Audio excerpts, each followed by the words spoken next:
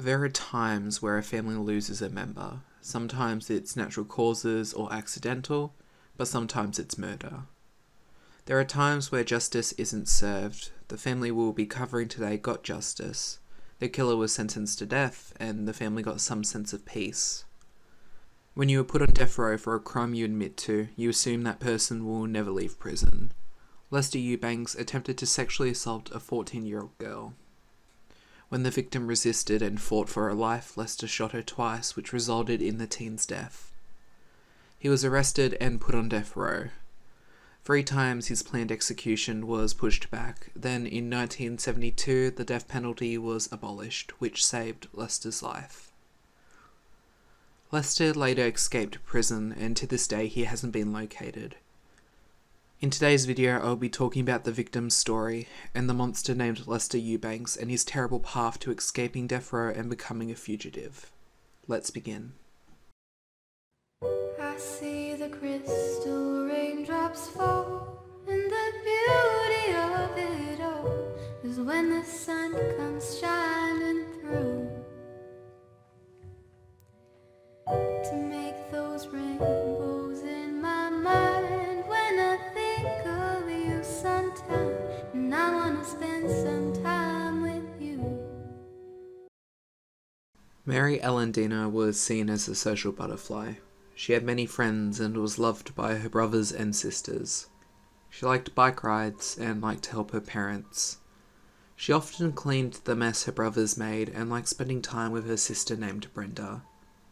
On the 14th of November, 1965, Mary and Brenda were doing the laundry at their home. The pair washed the clothes, but the dryer had broken, so they were left with a bunch of wet clothing. With their mother's approval, the sisters took a taxi to a laundromat.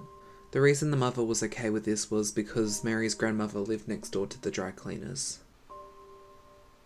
The pair made it to the dry cleaners where they ran out of money, so Mary decided to go to a second laundromat to get change.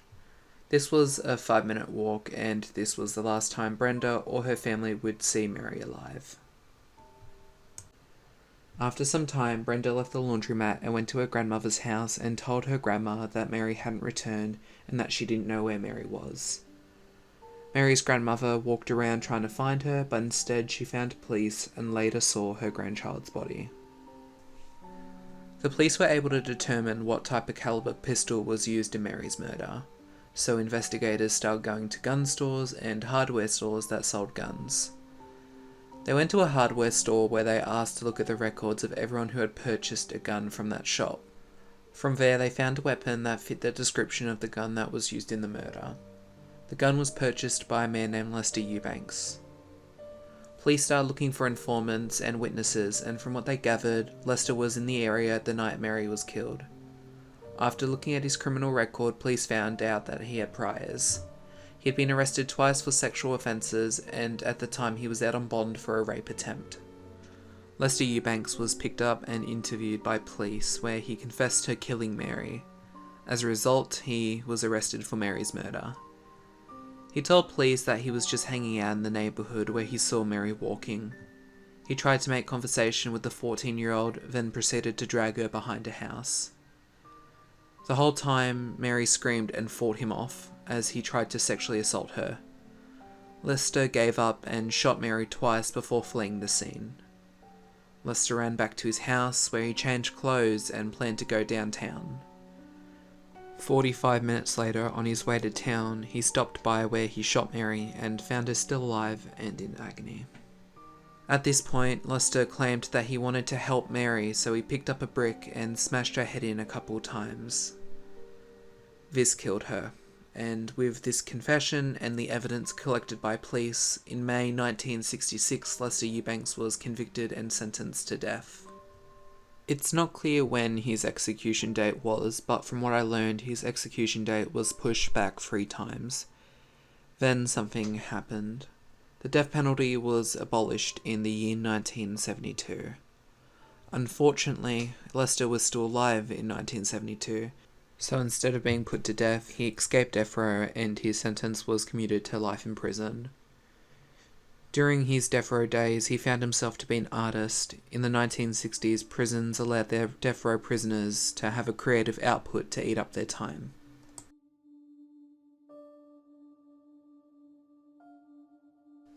After the abolishment of the death penalty, Lester was put into general population at the Ohio prison. He was seen as a smooth talker and a charismatic person. He won over the prisoners and the guards alike, and eventually was recommended to be put into a program.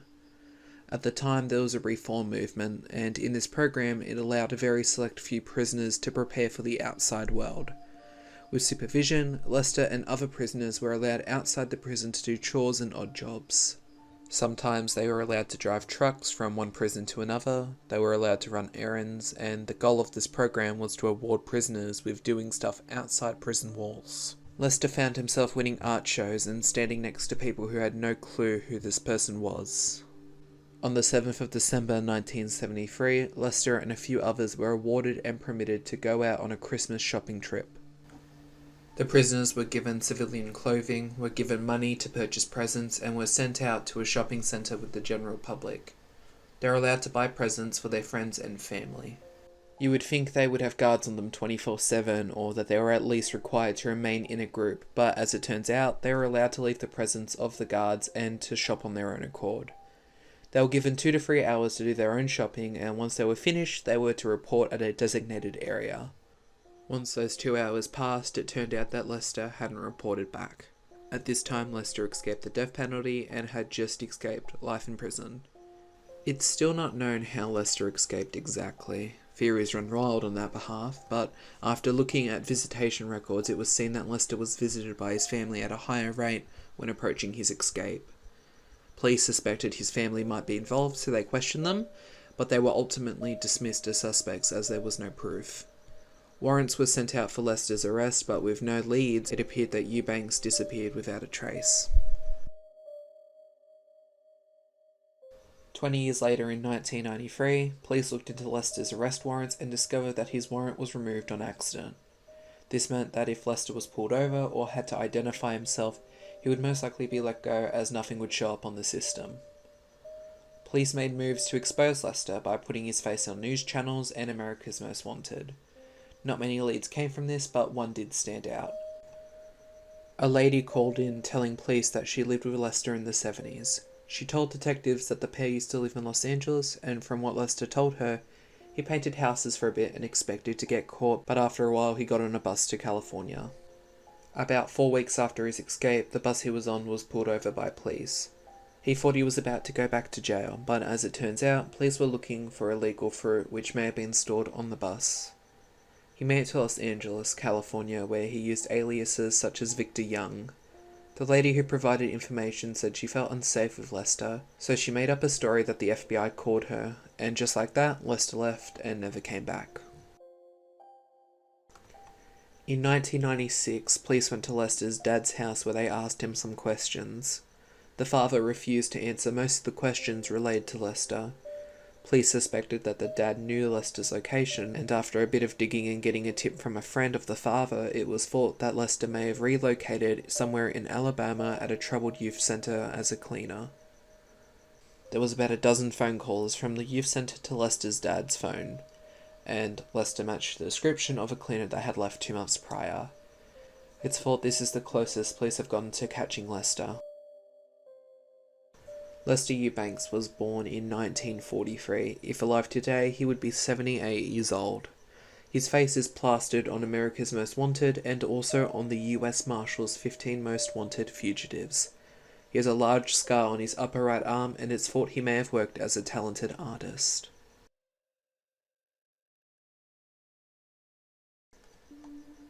This monster murdered a child in the 1960s, and since then, dumb luck has kept him one step ahead from police and investigators. This isn't a man, this is a disgusting person who escaped prison thanks to charisma.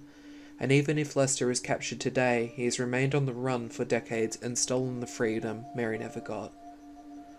I only hope that Lester spent these decades paranoid and never enjoying the stolen freedom. And I can only hope that the guilt gave him nightmares and he never got peace. I also hope that Mary can rest in peace knowing police and investigators are still hunting this monster.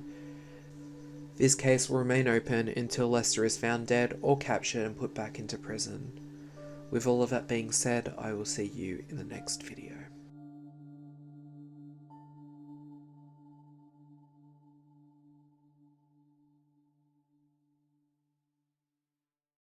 I see the crystal raindrops fall.